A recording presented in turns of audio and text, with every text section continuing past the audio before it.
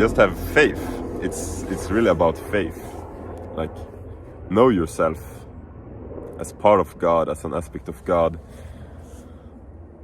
and know that there is no problems really. You are safe.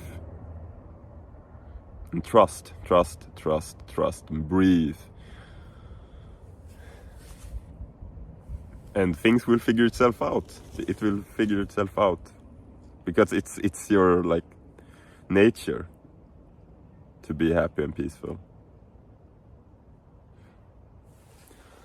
And it's only your mind that can tell you anything different.